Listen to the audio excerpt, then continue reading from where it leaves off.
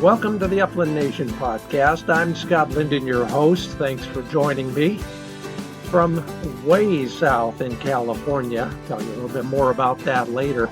But the good news is we'll be toggling back and forth from sunny Southern California to, well, it was cold, but it was wonderful, and that is Kansas City, Missouri, where I was at the Pheasant Fest and Quail Classic.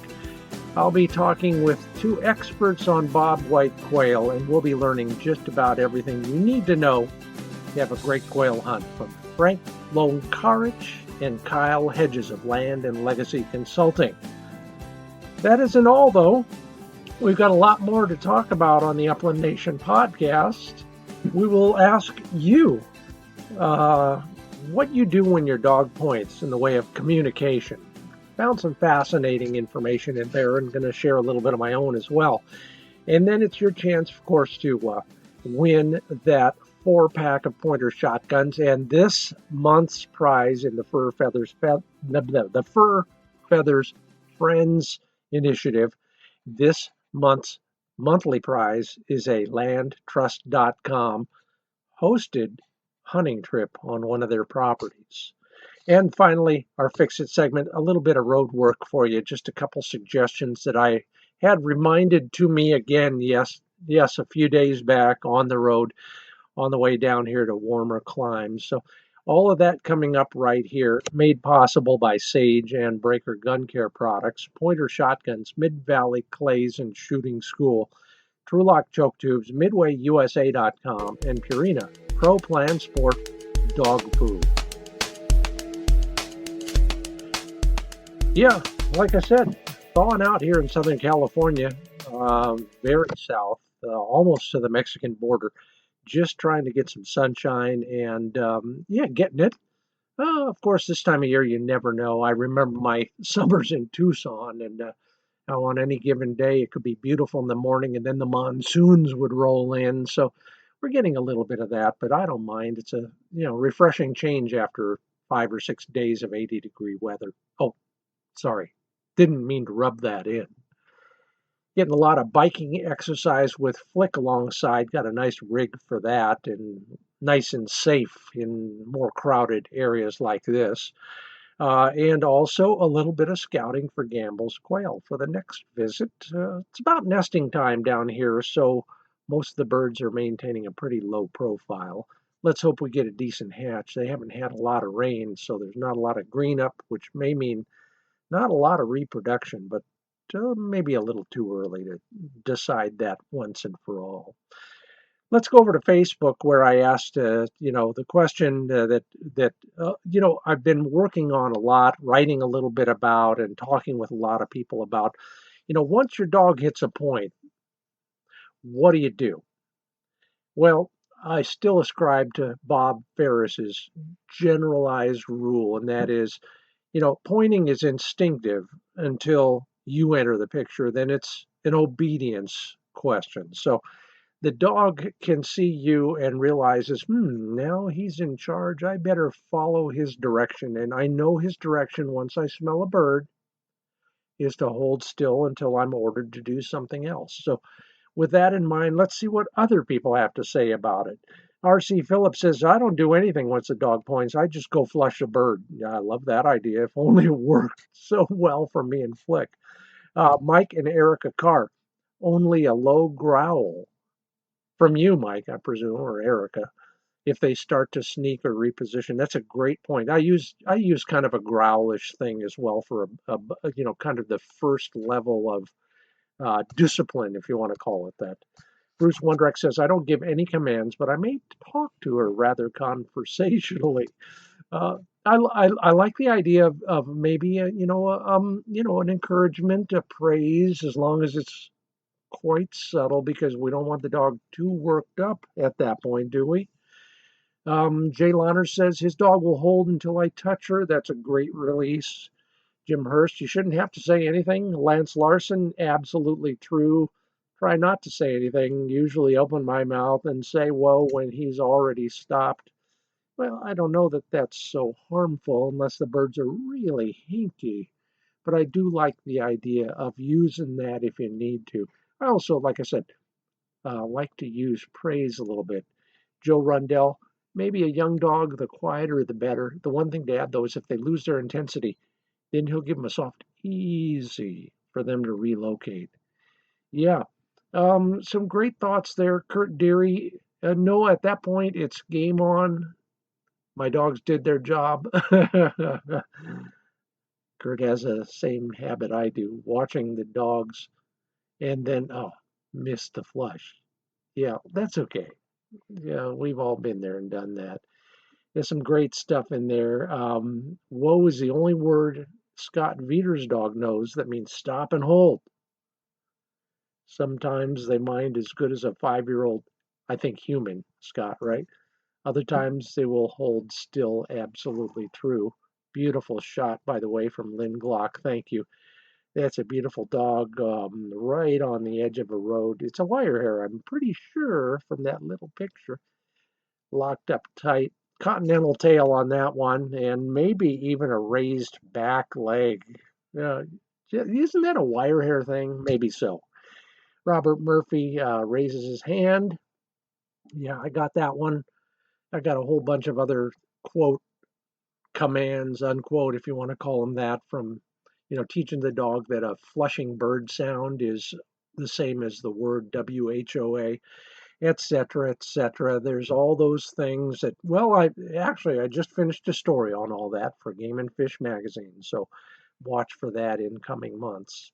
Thanks for all your suggestions, everybody. Those are excellent and thought-provoking as always.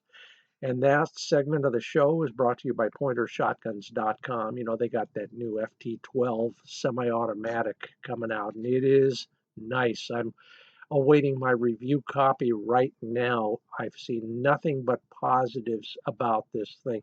It's got all sorts of technology that you might expect in one of those fancy, spendy guns, but you can get into this one for a lot less money. Check it out right now at PointerShotguns.com. And then check out everything they have to offer at MidwayUSA.com. Clothing ships free if you're buying over $100 worth, and who isn't? Heck, that's a couple pairs of socks in my book. So sign up for the emails or text messaging, and you get 10% off your next order. There's always a sale, special, or a contest, some sort of a promotion. Get in on that stuff, and then also watch my exclusive videos on dog handling, all at MidwayUSA.com. Now, through the magic of technology, we will translate and transmogrify ourselves from right here in Southern California all the way over there to the other side of the Mississippi River. Or is that the Missouri River? Well, whatever it is, Let's go to Kansas City.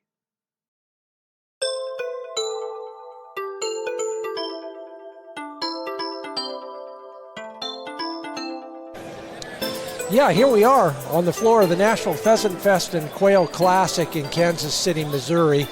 And one of the joys of being here is all the great speakers and all the information that they're sharing with us that now I can share with everybody else. So I'm going to let each of you introduce yourselves, and then we're going to talk bobwhites. So you start, Frank. All right. Tell me a little bit about yourself. Yeah, my name is Frank Loncarich. I'm from Southwest Missouri. I've been a public land manager and grassland manager for over 20 years. Been a lifelong bird hunter, mostly bobwhite, but have hunted across the country. Just am passionate about, of course, bobwhites, but game birds in general. Yeah. All species, particularly their habitat management of them. And then as I get more and more in my career, I consider and I think more about advocacy, because we look at these game birds and we see what some of the population trends are doing, and advocacy is really important, I think, as we go forward. Well, and I'm just going to point out, for those of you who don't have, special supervision, each of you guys have a shirt that says Land and Legacy for Love of the Land, and we'll talk about that a little bit. I like where you're going there, and a lot of us make that evolution, I think. Yes. We'll talk that. How about you, Kyle? Yeah, Kyle Hedges, again, similar to Frank. In my case, spent a career managing public lands in Kansas and Missouri. I'm in Southwest Missouri now, mostly for upland game birds. lifelong quail hunter. Frank and I have spent a lot of time all across the country, but we were also real fortunate to do the biggest quail research study ever conducted in Missouri. So Frank and I were a part of that, radio collared 1,500 birds, 500 nests over a 5-year period, huge study. So wow. Not only do we have life experiences, public lands experiences, but we have this massive data set to draw from, knowing how bobwhites behave, what habitat they use, what they don't use. And now we're both consultants with Land and Legacy. We do habitat consulting, not just upland birds, but deer, turkey, but upland bird habitat is certainly our passion. So you're doing on the private sector side what counterparts might be doing on a national wildlife refuge or something like that. Am I in the right ballpark there? Yeah. Correct. Yeah. Yep. Correct. So generally speaking, what are the things that you find most of, besides that research, and I can't wait to dig into that, what do you do on a day-to-day basis? What are the most common things, Frank, for you? Well, with our consultant jobs, we meet with landowners that have property and they want to manage for bobwhites. We've done some stuff in North Dakota where we want to manage for huns, sharptails, and pheasants, or wild turkeys or deer, and we just meet with them on go walk their land, tour their land, see what their objectives are. See what they've got to start with. Yeah. But it's important to know what their objectives are and then where they want to get, and if they can get to where they want to get with what they have. And so we just visit with them, walk their property, draw up plans, maps, work with them through the whole process, whatever habitat implementation they're doing, whether they're planting warm season grass or forbs or cutting trees, whatever the case may be. We're prescribing things that are going to increase wildlife habitat on their property and walking them through that entire process until it's completed. Kyle, I just got to share with you.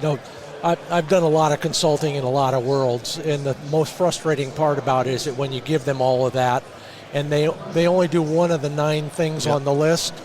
Of all the things you put on the list, what is the one that they almost always do? Well, obviously, it's typically the biggest motivator is hunting, right? Yeah. With most of these situations. Land ethic is there too for a lot of landowners, but it's hunting. So often the first thing they're going to implement is the most immediate impact to that fall's hunting season. What can I do now to either shoot a bigger buck or shoot more pheasants or shoot more quail? Well, it's not that simple, right? So they take a couple low-hanging fruits, but they realize pretty quick it's more complex than that. And a lot of times we're just looking for the missing links, right? We see some pretty decent habitat in places, but there's a few missing parts. And hey, if you just do this and we do this over here and we combine these habitats together, you're going to, double what you got going on. Some people, look, they're not all haven't spent a career in wildlife management. And we always tell people it's okay. You're a banker. You're not supposed to think like we do. That's why you hired us to do this. Yeah. But it's absolutely true. And in my own personal case, I've seen little tiny tweaks that have had a positive effect. Of all of those, let's narrow it down to bobwhites because you've drilled down yourselves in that area a lot. What is the one thing that most people could do, even if they don't hire you guys, if they wanted to do something to help the bobwhite population in their area or in their back 40 or whatever? Yeah. Is there one thing that almost always ends up on your list? Yeah, and that thing is the number one thing that we see a lack of, and the number one limiting factor is brood habitat. Talk to me. So on our landscape, we lack weeds, we lack broadleaf forbs, we lack grasses, we lack all of those things that provide places for quail to nest and for them to successfully raise their broods, find insects, find bare ground. And so just having an abundance of weeds on your place is a lot of times where we start. And whether that is retiring a crop field or going in and saying, hey, we need to plant a variety of warm season grasses and forbs in this field and then manage it appropriately going forward, that's the single number one thing you could do to increase quail immediately. Then you can do some tweaks, with providing escape cover, but cutting trees and things like that. But just providing that brood habitat and the places for them to nest and raise their young is the single most important thing. You know, I know it's not as simple as just being more lazy, but I like the idea of being more lazy. Sure. And it is fascinating. But so Kyle, it's not being lazy.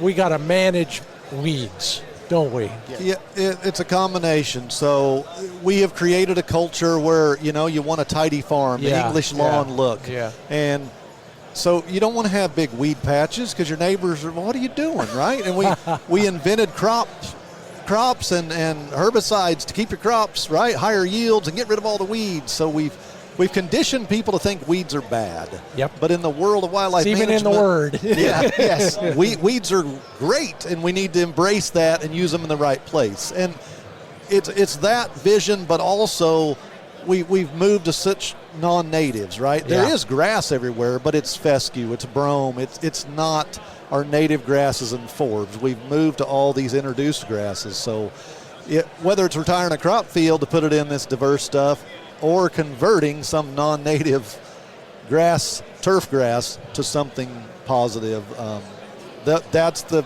immediate impact. That's the easiest thing people can do. Everybody talks a good game about burning. Mm-hmm.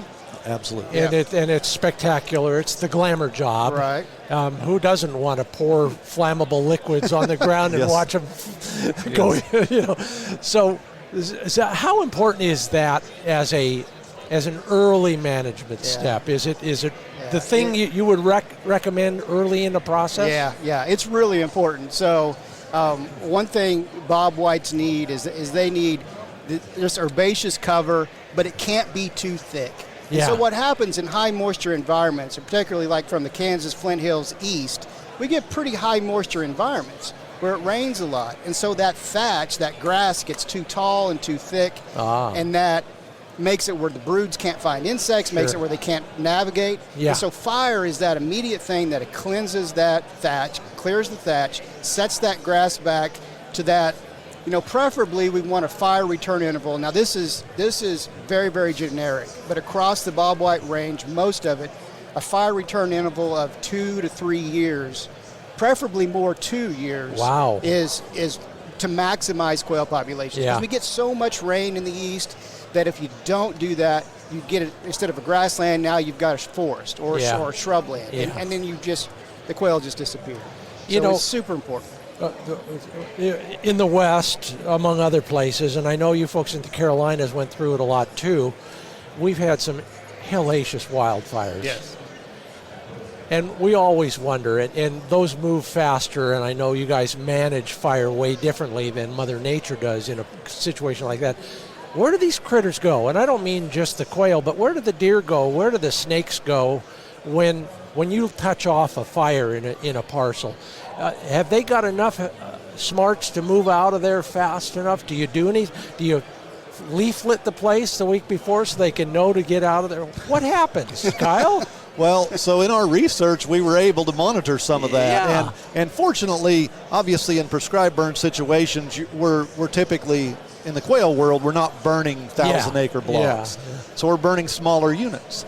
Well, turns out our quail aren't spending hardly any time in something that hasn't been burned in the last year to 18 months. Yeah. So this stuff that's 3 years since burn, they're not in there anyway because it's too thick, too thatchy, doesn't have the forbs, doesn't have the bare ground. So other species, snakes, some of the reptiles, amphibians, if you're doing a really late spring burn, midsummer burn, there's some mortality there. Yeah. Some of those can get underground, but there's some timing issues that can be dangerous.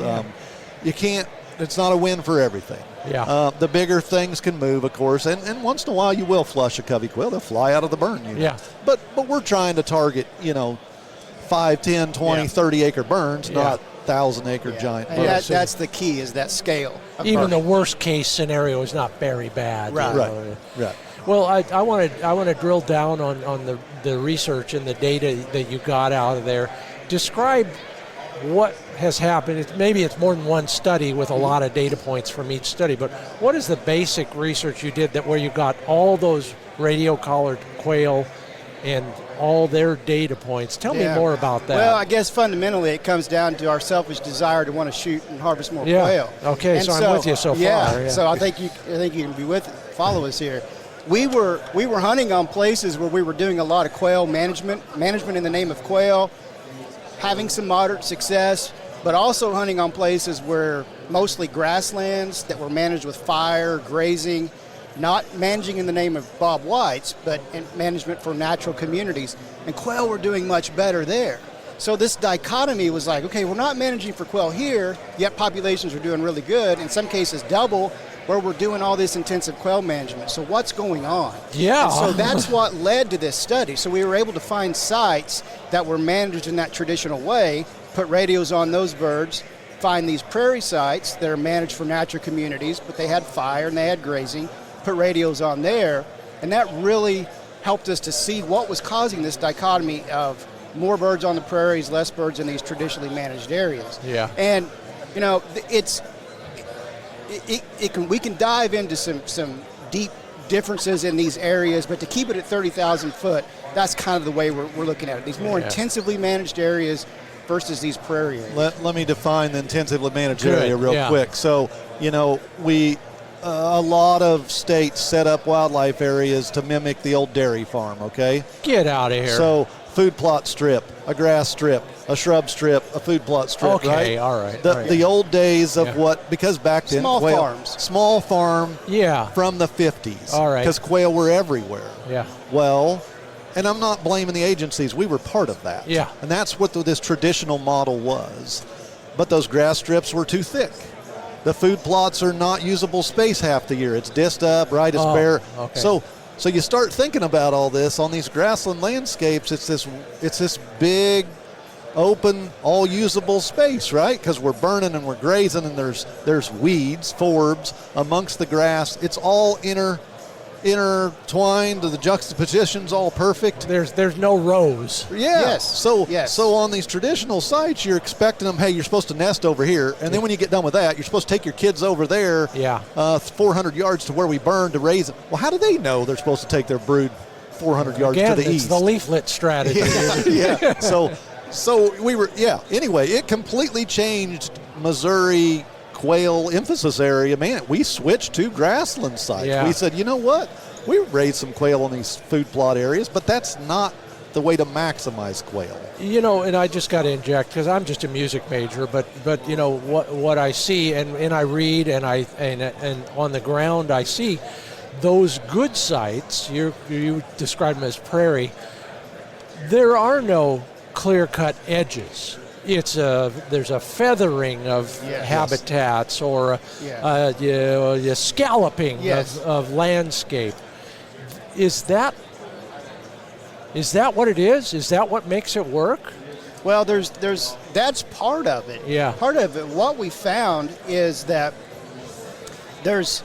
what we found was nest success was about 13% higher on the prairies, and birds on the prairies had more nests per hen than any traditional site. So there was a nutritional thing going on, and there was a predation thing going on.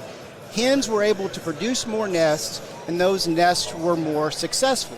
So if you think about an area that's chopped up into rows, and you think about predator context, it's much easier for a predator to go down a row and looking for a quail nest, or they're not looking for a quail nest, they're just hunting, right? Yeah, it's like a grocery store. Right. Nice clear aisles. Right. Nobody in the middle with that dang cart in the way. Bingo. Yeah. So if you've got a big open space where quail could nest anywhere, but predators have no idea where to start, that we think is one of the reasons why nest success was so much better. And a 13% nest success increase was very significant in the overall increase in the number of broods hatched. No kidding. Yes.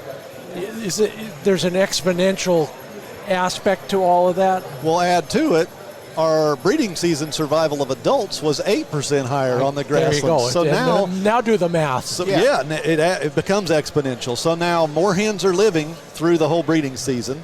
They're having more nests. Oh, they also lay 2 to 3 eggs more per clutch. I bet there's a chart somewhere that you guys put together, Yes. and the bottom right-hand number is pretty impressive. So, yeah, it just exponentially, all of a sudden you're like, wow, this keeps adding up. Yeah. Oh, well then over winter survival was better on Yeah. the grasslands. Yeah. It just kept adding to itself. Before we go to break, I do, because I've conducted my own experiments on valley quail in my backyard and the land beyond the fence. Is there ever an argument for supplemental feeding of game birds? There is an argument for that, and in fact, they do that very, very frequently, commonly in the southeast plantations. Of course. That's common. That's what they do. That's one of their.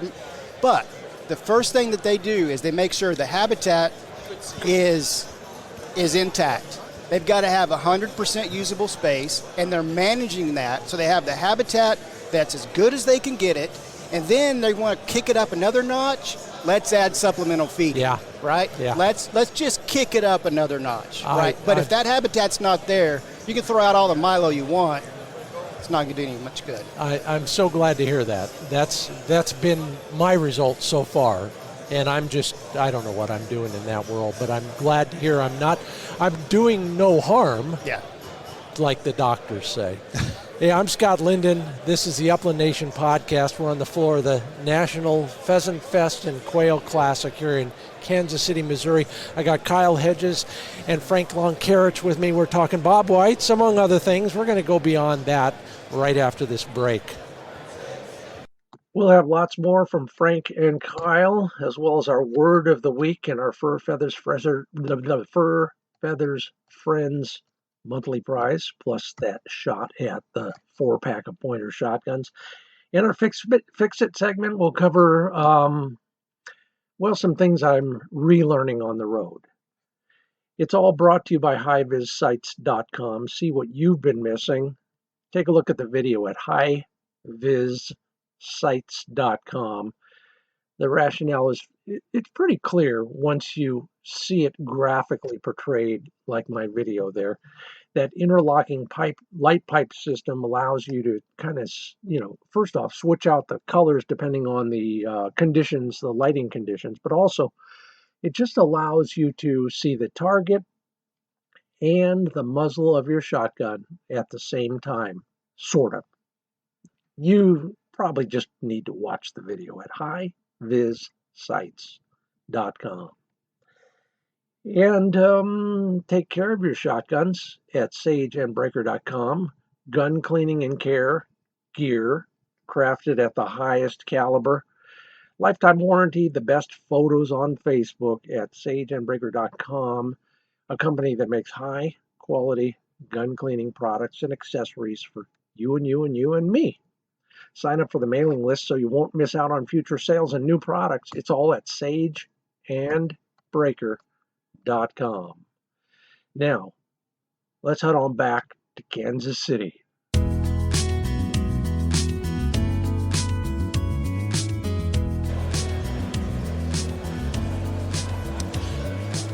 Welcome back on the floor of the National Pheasant Fest and Quail Classic. I'm Scott Linden. This is the Upland Nation podcast. With me, Kyle Hedges and Frank Loncarich from Land and Legacy, the love of the land. Who doesn't buy into that? I don't know. I don't know who you paid for that positioning statement, but you paid them well and you got your money's worth. But, we've been talking bobwhites, but Frank, you mentioned Sharpies and maybe chickens or Huns, I think. Yeah, all of the above.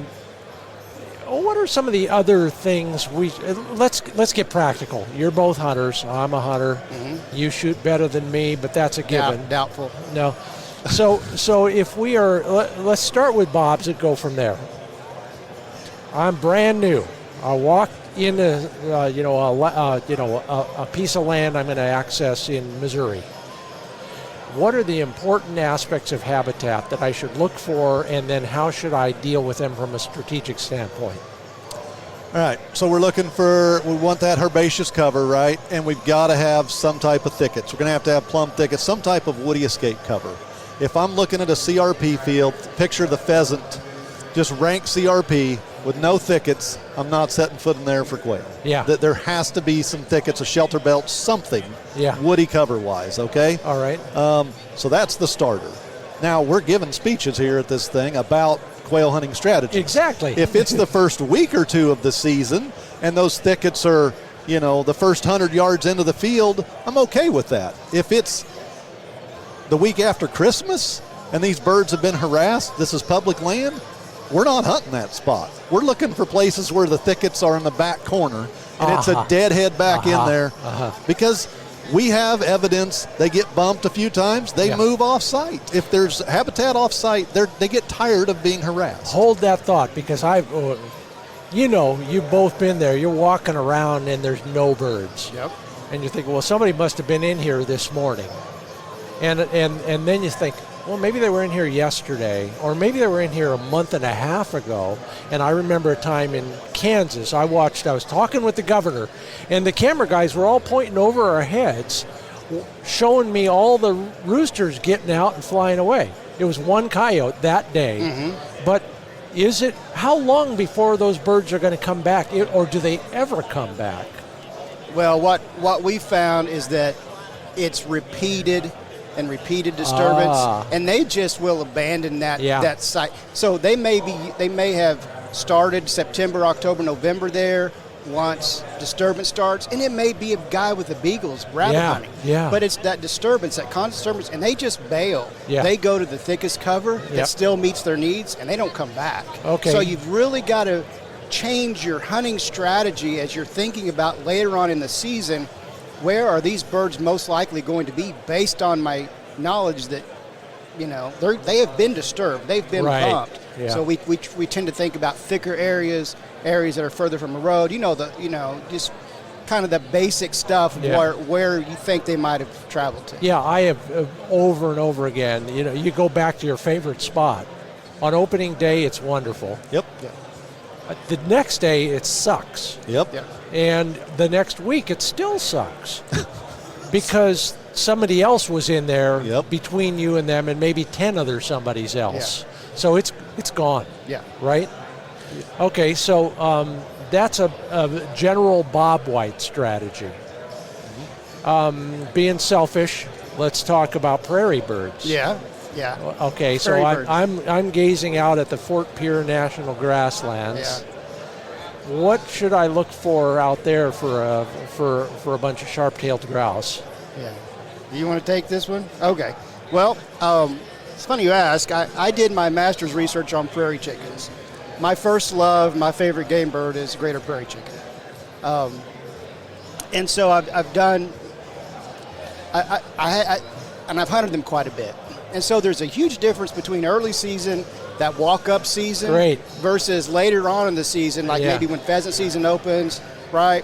So the first thing I'm doing is in that early season, say September, I'm trying to figure out where those leks are. Okay. Right? If I know where the leks are, most of the time there will be birds on the lek or very close to the lek. Because in the fall, the males go back to these leks that they use in the springtime to do the displays. And they try, and it's always a pecking order. It's always a dominance thing. So they're going to these leks. So if you know where lek sites are, you can jump from lek to lek. If you don't know where they are, say in the Fort Pierre grasslands or the sandhills of Nebraska, something like that, then you know that the leks are probably going to be on the highest points, because that's where birds can their calls can travel a lot further and they can be seen. They're going to be, and they can see. Yeah. Now, on windy days, they're going to be on the lee sides of those hills, things like that. So you need to think about the weather conditions, and also thickness. And this is a great point I want to talk about, is this whole idea of looking at the grass component. Some years it can be very wet, some years are very dry, and that will determine where these birds are going to be. So an example, we were hunting in south central, southwest Nebraska. We were hunting near some lek sites, but this ranch had got quite a bit of rain that summer. And as we were walking around, we were taking these ridges where the leks were, and we're like, man, we're not flushing any birds, and we should be. Well, we got to thinking, this grass is too tall for prairie chickens, too tall for sharp-tails, because they had so much rain. So we had to adjust, look on places, figure out where the shorter grass was, and then we started finding birds. So those are some things that you kind of can do to kind of figure out where these birds are going to be on these vast landscapes where you may not know where to start. Yeah.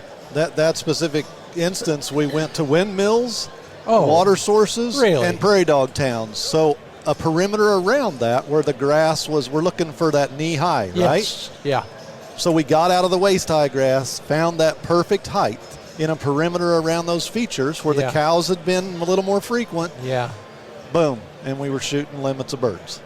You know, boy, that's really helpful and practical, and I'll need the latitude and longitude on that place, by the way. You got it. I had a biologist once say, and as you said, thickness is critical. The height, if it bends in the wind, it's sharp-tailed grass. He also said something like, if you can see a basketball on the ground at 30 yards, that's about the right density, if you want to call it that. Yep. Because they need a little bit of walking around room, too. Yep. Maybe not as much as a bobwhite or a valley quail or something like that, but they still need to kind of wend their way through that grass, right? Are there other things? Golden, high spots. I never knew why, but I've always gone to the high spots. And then there's another thing, and check me on this, because this is, in the last 2 or 3 years, I've decided birds in one small way are like humans. We don't want to be uncomfortable. Oh, no. If the wind is blowing, we're going to get to the side of the hill or to the spot at the bottom that is not as windy and cold. Kelly Reyna stopped by. You guys probably all know. You're probably in the same fraternity for that matter. Yeah, we know Kelly well. Oh, Kelly, I tell your story every day somewhere. Kelly knows bobwhites, among other things. That's why I love Pheasant Fest, by the way. You know, I wish we had a boom mic. We'd bring him into the conversation. If we knew nothing else about birds and habitat and behavior and all that, if we just pretended they wanted the same things that we want on the most basic level, would that be a smart starting point for the schlub who's never hunted Sharpies before? Yeah, I think so. I think so, Kyle. Yeah, I'm looking for those places that got some. We got choke cherry. I'm looking for rose hips. I'm looking for snowberry, snowberries, shrubs, buffalo. I'm looking for some obvious food, right? Food, yeah. So if it's hot, I was out hunting early this year, way out west, and it was 90 degrees some days. Yeah, it was. Well, shade, right? So all of a sudden, I'm looking for the shady side of olives or even shelter belts, and there's sharp tails just piled in there. So they want to be comfortable. It's pretty basic. Is there some food around? Is the height where they can see danger coming, and can they get the right temperature? If it's cold and windy, they want to be protected. If it's hot, they want to be in the shade. It's fairly pretty basic, isn't it? Yes. I had a grouse guide tell me a few weeks ago that there are times when a rough grouse will go to moist ground because it's 2 degrees cooler. They get hot. Yeah. We never think about. I don't know what you'd call it. Just it's thermal. It's thermal protection, thermal cover, thermal regulation. We see bobwhites do this. They use thickets for protection from predators, but also in the summertime, it's several degrees, like 10 to 20 degrees cooler inside a thicket than it is on the outside. Right. So they're using it for thermal regulation, and then the same thing in the winter, they're using it for protection from predators, but also snow and wind. Yeah. So this idea of being comfortable, as you put it, is key. Yeah. Creature comforts. Yes. Maybe that's where the term came from. I want to ask about the radio collaring stuff because when nobody had GoPros, we were trying to put little tiny spy cameras on game birds for TV. And it worked sometimes, it didn't work other times, but it was also a lot of fun. There's got to be a method to it now. I mean, the cameras have gotten smaller, but I bet the GPS collars have. Tell me a little bit about this study and how you actually perform this stuff. Yeah, so these collars now, they're down to 5 grams, super, super tiny. So we're just for catching adults, we were just going out this time of year, February, March. You're baiting thickets with Milo. Yeah. Get birds coming to it, and then we're just setting a wire trap with funnel entrances. Okay. Just like a pigeon trap or a dove trap. Yeah. And they just walk in there and feed. We got it covered up with cedar branches so the hawks don't harass them.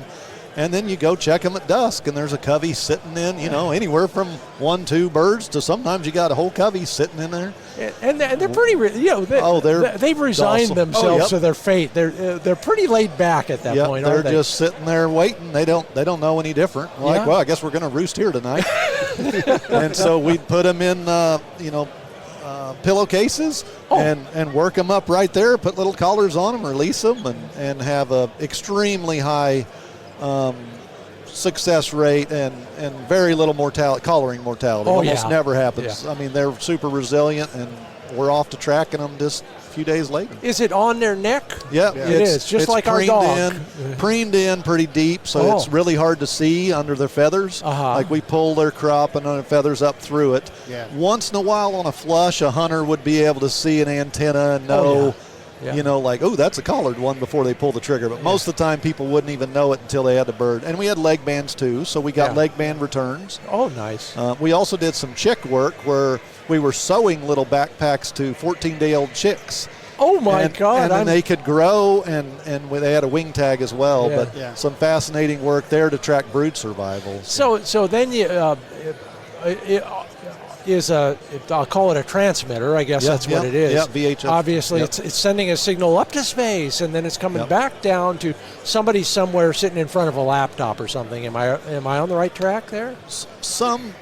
Ours was VHS, old school, so we've got technicians carrying an antenna around and triangulating positions, GPS and positions. But yes, there certainly are studies out there that have the GPS collars. The thing with GPS collars is it's taken a while to get the technology such that they can make them small enough. Yeah, I bet. So they put them on mallard ducks and turkeys a lot sooner than they've done them on quail. But as the technology gets better, most of the telemetry stuff going forward will probably be GPS collared. Yeah. So out of all of that, somebody wrote a paper, maybe everybody. What was what if I was to read the abstract of that paper? Yeah. What would the first two paragraphs have? Well, I think what you would find is we would say that grasslands were producing more bobwhites than traditionally managed sites, and then here's here are the actual numbers. Yeah. Here's the percentages, and then we would. And a large part of research when you're trying to figure out what all this means is speculation at some point. Oh, yeah. So we don't know exactly why the prairies were outproducing these traditional areas. We have our ideas, our hypotheses that are probably pretty reasonable. So we would have some speculation in there, kind of what was going on, but I don't know if you have any more to add there. Yeah, I mean, bottom line, and full annual cycles, so you're right. There was multiple publications. There was overwinter survival. There was chick survival. There was summer breeding adult survival. There was nest, a bunch of publications. They all go back to the bigger amount of usable space, usable habitat, the more successful the birds are. It's very basic. Fred Guthrie was selling this idea. Dr. Fred Guthrie in the 90s, for some reason it wasn't catching on. Yeah. All we did was prove that, sure enough, the more usable space, the better off the birds are. Well, to that point, what I would ask is, okay, now are we seeing that happen on the public land management side? Or are they still driving straight down those rows because that's what the tractor driver wants to do? Are we seeing this manifest itself in better habitat on publicly accessible land? It has changed quail management in Missouri. Yeah. We fortunately have been asked to speak in several states. Nebraska is certainly adopting this, Kansas. So yes, it is changing the paradigm. People are saying, hey, we need to manage more holistically. We need more just overall space, more natural community management. Kyle, I thank you for taking us back to nostalgia world with a word like holistic. Yeah. I haven't heard that word in a long time, but that's what we're describing here, isn't it? Yeah, it is. And a large part of it is introducing grazing back into the system with cattle. Yeah. And that is a huge factor for increasing success of bobwhite nests and survival, because, fire alone, you add that grazing, that's another disturbance that opens up that ground level. So you've got fire in combination of grazing. You can keep your habitat more open and more usable for longer, depending on how you use the grazing. So, you can certainly overgraze. You've seen those examples. Yeah, I live those examples. Yeah. So, but you can use this historic practice of grazing now in today's day with different regimes, and it benefit wildlife. All right. One more selfish question, and that will wrap it up. Frank Loncarich, Kyle Hedges, you guys are the experts.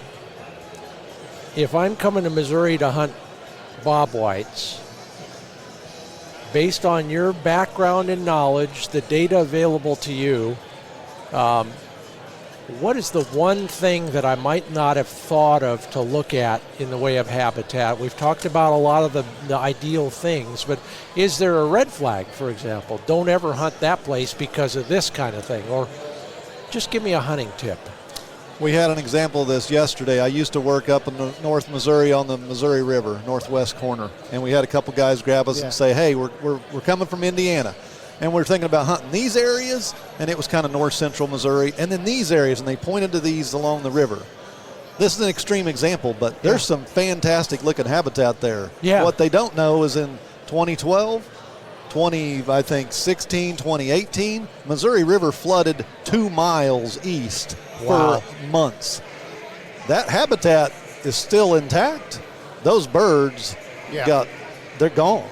They're up in the hills. So some catastrophic history that you might not be aware of is significant. And it'll take a while for them to recolonize. Well, it would be no different than a massive wildfire out west, right? Exactly. 2 years later, you roll in there and hey, this looks great. Well, you don't realize that was a 200,000 acre fire. Yeah. And if you're in the middle of that, it may not be recolonized. I had that example not 4 years ago. We were walking a spot and we get over the top of the ridge and it's just black from 2 years before.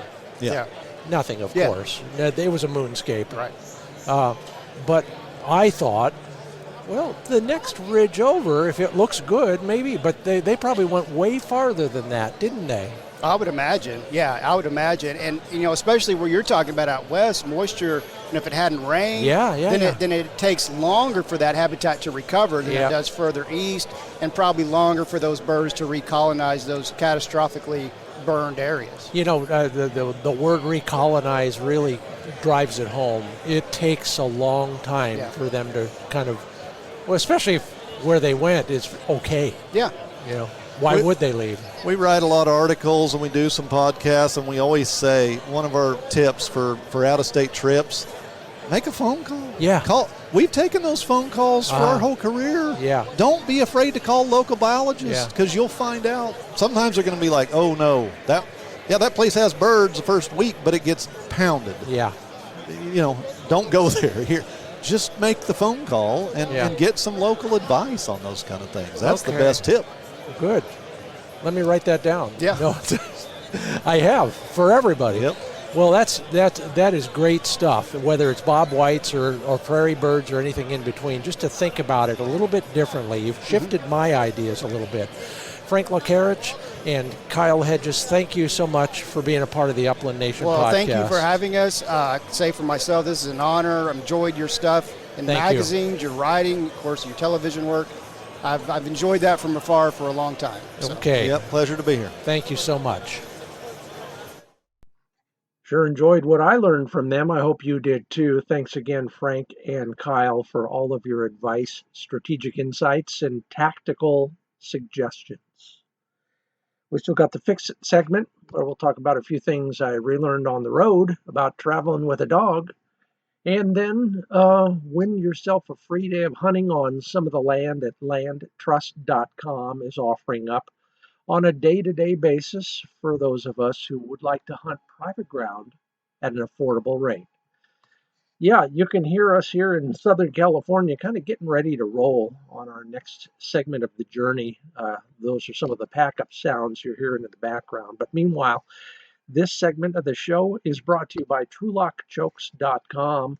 Yes, take a look at those Chad Hodge Upland chokes now available to you. Custom designed for people like you and me. Keep things simple. Get a decent pair of choke tubes and use them, and you will probably be happy with the results. Lifetime warranty, satisfaction guarantee, plenty of incentives at the website, TrulockChokes.com. Save some money. Take a look. TrulockChokes.com. Yeah, and even on the road, Flick is enjoying his Pro Plan Sport dog food from Purina. Yeah, designed for active, hard-working dogs, putting in a lot of miles alongside the mountain bike here, on-road, off-road, and a little bit of, well, don't tell anybody, but we went across the golf course a couple times yesterday. High protein, real meat is the first ingredient. It's a no-brainer. 100% complete and balanced nutrition for highly active dogs like Flick and yours and yours. Learn more at ProPlanSport.com. Well, Fix It is the name of the segment these days. And one of the things you face when you're on a long road trip, whether it's to go somewhere hunting or just a vacation, is a bored bird dog. They're not doing the things they usually do. Routines are kind of upset a little bit. My first bit of advice, believe me, is to stick to the routine as best you can. Feed out of the same bowl. Feed at the same times. But beyond that, your dog needs exercise, both physical and mental. And it's a little harder. Yeah, it is. But you can still do some things. You carry a bumper in the truck with you. Yeah, a few retrieves here and there, maybe even a little kind of a dead bird search. Easy enough to do in many places. Obviously, you want to be safe and you want to keep the distractions out of the way. And then maybe even some obedience work. It just challenges his mind enough that he won't, well, maybe he won't be chewing on the stuff he shouldn't be chewing on. Yeah, keep him occupied by keeping him mentally engaged. How's that? That's the Fix It segment brought to you this week by Mid-Valley Clays and Shooting School, and I'll have more about them in just a moment. But first, our Fur Feathers Friends Word of the Week. Yeah, the monthly prize right now is a free day of hunting on any landtrust.com property. And of course, anytime you enter, you're eligible to win that 4-pack of pointer shotguns. Go to furfeathersfriends.com, scroll down to the bottom, fill out the form. Hey, tell me who you're taking hunting. Got some great stories already and some excellent pictures there. And then fill in the word of the week. That's what makes you eligible for those monthly prizes, including the landtrust.com access we're talking about right now. This week's word of the week, steady. Yeah, not whoa, not here, not sit, steady. Good luck to you. Appreciate your playing along and hope you become a winner. Yeah, I said we were brought to you in part by Mid-Valley Clays and Shooting School. They hunt, so they know what works in the field, but they're also great clay target shooters, so they can teach you how to break more targets, shoot more birds.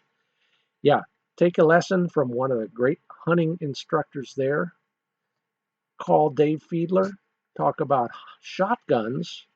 He's got a line on some of the hard-to-get shotguns, especially in the sub-gauges, and he'll ship anywhere once you're settled on the one you want. Go to midvalleyclays.com, learn all about what they have to offer, and if you're ever passing through Central and Western Oregon, stop in and play one of the clay target games at midvalleyclays.com. Well, thanks for listening. Appreciate all of you who comment at the social platforms. If you'll tell one person, or better still, leave a rating or a review at Apple Podcasts, I'd sure appreciate it. Thank you to Frank Loncarich, and Kyle Hedges of Land and Legacy Consulting, and thanks to our sponsors who make it all possible. Sage and Breaker Gun Care Products, Purina Pro Plan Sport Dog Food, Mid-Valley Clays and Shooting School, TrulockChokes Tubes, MidwayUSA.com, Pointer Shotguns, and HiViz Shooting Systems. Yeah, next time we talk, I'll be home and a little bit more organized. Hopefully, you're on the road to a great season, and I will talk with you very soon. My name is Scott Linden. Thanks for listening to the Upland Nation Podcast.